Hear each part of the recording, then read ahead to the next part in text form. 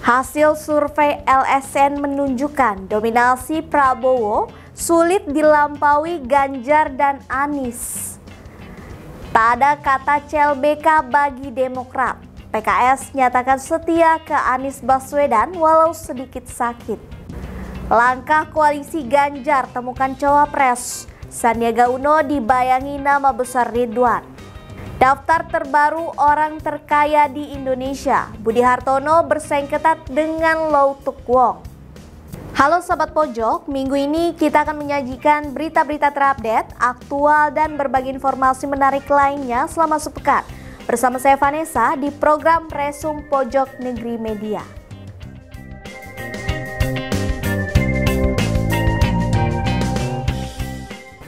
Kita awali berita kali ini dengan update terbaru survei Lembaga Nasional atau LSN.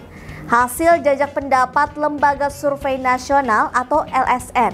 Ketua Umum Partai Gerindra, Prabowo Subianto menduduki posisi teratas hasil survei elektabilitas di pemilu calon presiden 2024 mendatang. Jumlah sampel sebesar 1.420 responden diperoleh melalui teknik pengambilan sampel secara acak bertingkat. Pengumpulan data dilakukan dengan menggunakan teknik wawancara melalui telepon dengan responden oleh tenaga terlatih dengan bantuan atau pedoman kuesioner. Survei dilakukan sejak 14 hingga 24 Agustus 2023 di 38 provinsi. Berikut informasinya.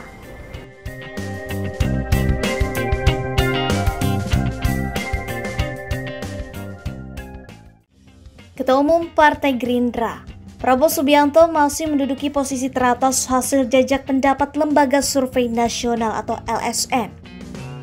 Survei dirilis pada Jumat 1 September 2023. Survei dilakukan sejak 14 hingga 24 Agustus 2023 di 38 provinsi. Jumlah sampel sebesar 1.420 responden diperoleh melalui teknik pengambilan sampel secara acak bertingkat, multi-state random sampling, dengan margin of error 2,6% dan pada tingkat kepercayaan sebesar 95%.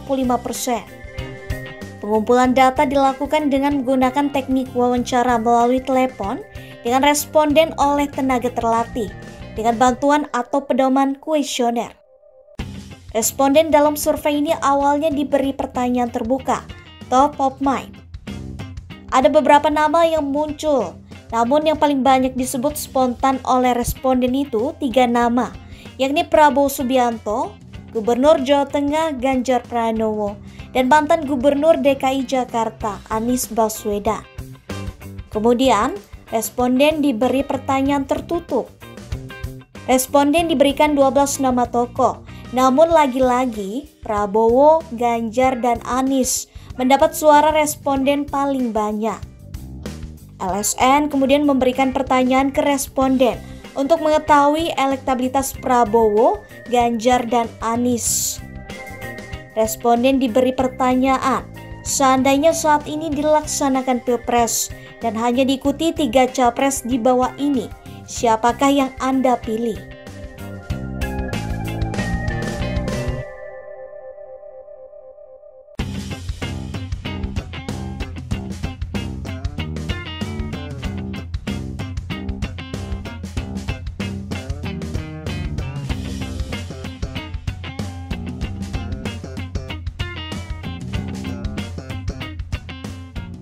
Kemudian, responden kembali diminta memilih dari 2 nama capres teratas. Hasilnya, Prabowo Subianto tetap unggul. Prabowo 53,2% versus Ganjar 39,1%. Hasil ini menunjukkan selisih elektabilitas yang sangat lebar antara Prabowo dan Ganjar. Hal ini tergolong dapat dimaklumi, mengingat suara pendukung Anies Baswedan cenderung mengarah ke Prabowo daripada Ganjar. Dengan kata lain, jika Anies tereliminasi di putaran pertama, hampir pasti mayoritas pendukungnya akan memberi suara untuk Prabowo di putaran kedua. Jika PKS mantap mendukung Anies Baswedan, lalu bagaimana Partai Demokrat yang telah menyatakan hengkang? Keputusan Partai Demokrat untuk keluar dari Koalisi Perubahan dan mencabut dukungan kepada Anies Baswedan sudah bulat. Kepala Badan Komunikasi Strategis Partai Demokrat, Herzaki Mahendra Putra, menjelaskan meski Capres Anies Baswedan dan wakilnya Caimin mengajak untuk kembali ke Koalisi Perubahan, dirinya menegaskan tidak ingin dikhianati yang kedua kalinya. Berikut informasinya.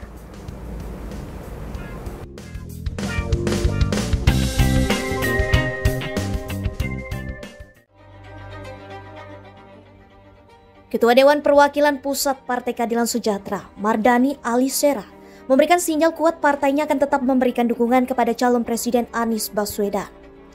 Hingga saat ini, PKS belum memberikan pernyataan resmi soal arah dukungannya setelah Anies menetapkan Ketua Umum Partai Kebangkitan Bangsa sebagai bakal calon wakil presiden. Sinyal itu diberikan Mardani dengan menyatakan partainya identik dengan Anies. Dia pun menyatakan mereka tak bisa ke lain hati.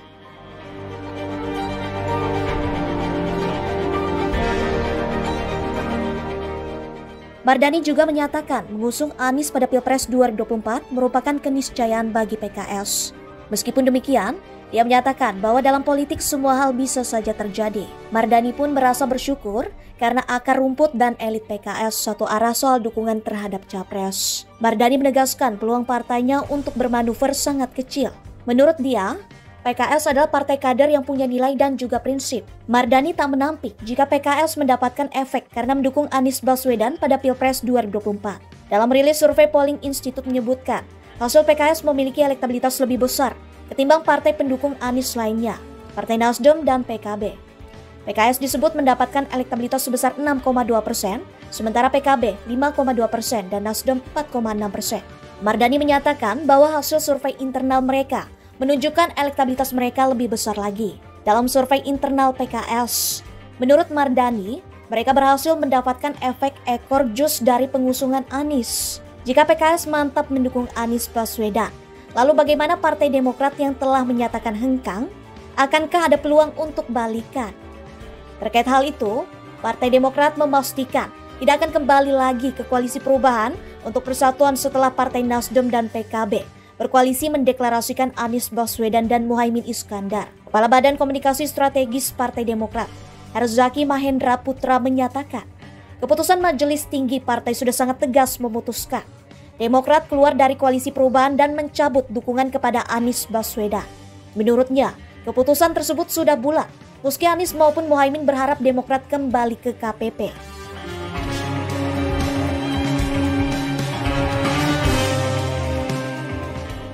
Herzaki menambahkan, Partai Demokrat menghormati ajakan Anies dan Muhaimin untuk kembali bersama. Namun, keputusan memasangkan Anies dan Muhaimin tanpa ada pembicaraan dengan Partai Demokrat dan PKS sudah menjadi dasar partainya tidak ingin dikhianati dua kali. Ia juga berharap pasangan Anies dan Muhaimin tetap langgeng hingga pendaftaran bakal calon presiden dan bakal calon wakil presiden di Komisi Pemilihan Umum, tanpa ada kekurangan syarat ambang batas pencalonan presiden dan wakil presiden. Sejumlah elit PDIP menyebutkan Ridwan Kamil dipertimbangkan untuk menjadi pendamping Ganjar Pranowo. Pasalnya, Ridwan Kamil yang saat ini menjabat Gubernur Jawa Barat diharapkan mampu meningkatkan raihan suara untuk Ganjar Pranowo di Jawa Barat. Meski begitu, Ridwan Kamil mengaku manut dengan instruksi Partai Golkar yang saat ini telah berkoalisi dengan Capres Prabowo Subianto. Berikut informasi selengkapnya.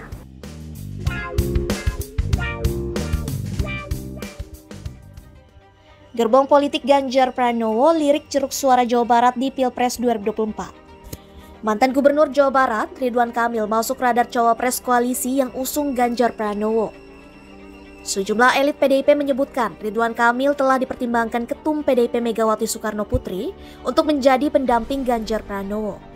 Selain pengalaman di pemerintahan, yakni sebagai Gubernur Jawa Barat, juga diharapkan mampu meningkatkan raihan suara untuk Ganjar Pranowo di Jabar. Sebab Ganjar Pranowo cenderung lemah di Jabar dan hanya kuat di Jawa Tengah atau Jawa Timur. Kang Emil, sapaan akrab Ridwan Kamil, mengaku manut dengan instruksi Partai Golkar. Kabarnya Megawati Soekarno Putri bingung pilih antara Ridwan Kamil atau Sandiaga Uno sebagai cawapres Ganjar Pranowo. Adapun Megawati Soekarnoputri disebut akan mempertimbangkan Ridwan Kamil atau Sandiaga Uno untuk mendampingi Ganjar. Hal itu disampaikan Ketua DPP PDI Perjuangan Ahmad Basara. Sebagainya dikutip tribunmedan.com dari tribunnews.com Selasa 5 September 2023. Basara mengatakan Megawati akan mempertimbangkan semua tokoh secara seksama untuk mendampingi Ganjar.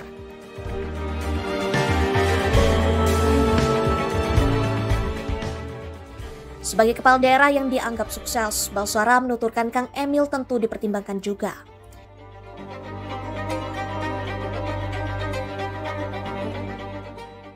Kendati demikian, dia menambahkan semua kandidat cawapres yang muncul ke publik maupun tidak saat ini masih memiliki peluang.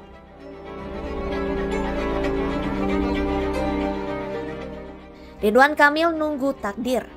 Sebelumnya diberitakan, Ridwan Kamil sudah mengaku menunggu takdir untuk maju Pilpres 2024.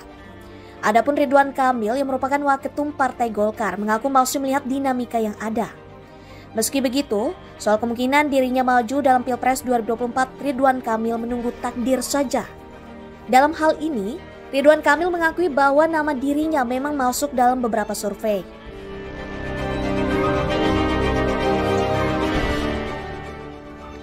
Meski demikian, Kang Emil menyebut dirinya akan menyerahkan sepenuhnya kepada Erlangga Hartarto sebagai Ketua Umum Partai Golkar. Lanjutnya juga, untuk saat ini yang dilakukannya adalah menunggu takdir untuk maju di Pilpres.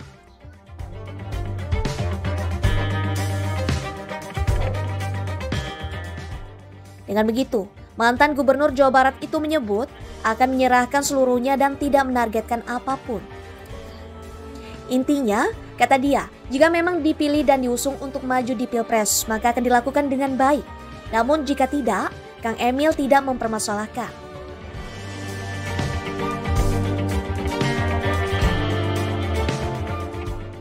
Terlebih selama memimpin Jawa Barat, Kang Emil mengklaim mendapatkan beragam penghargaan, di mana penghargaan itu diyakini Kang Emil akan menandakan kesuksesan dirinya sebagai pemimpin di Jawa Barat.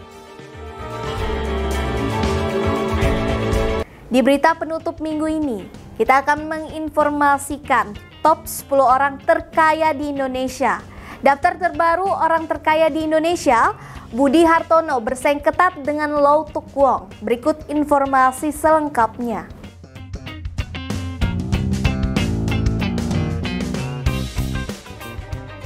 Siapa orang terkaya nomor 1 di Indonesia? Dalam daftar orang terkaya di Indonesia masih didominasi oleh nama-nama lawas. Budi Hartono, pendiri grup Jarum, kembali menjadi orang terkaya nomor 1 di Indonesia. Belakangan ini, perebutan tahta orang terkaya berlangsung sengit. Terjadi saling menyalip antara Budi Hartono dan Lau Tuk Wong. Nilai kekayaan bersih Budi Hartono berdasarkan Real Time Billionaires list di Forbes Selasa malam 12 September 2023 mencapai 25,5 miliar US dollar atau 391,7 triliun rupiah. Nilai kekayaan bersih itu sebenarnya sama dengan Lau Tuk Wong, pemilik PT Bayan Resource Tbk, sebesar 25,5 miliar US dollar. Penurunan kekayaan Lau Tuk Wong mencapai 626 juta US dollar atau 2,4% lebih besar dibandingkan Budi Hartono yang senilai 65 juta US dollar atau 0,25%. Adapun Michelle Hartono yang juga pendiri grup Jarum berada di peringkat ketiga dengan nilai kekayaan bersih 24,4 miliar US dollar atau 374,8 triliun rupiah. Kekayaan tersebut turun 62 juta US dollar atau 0,25%.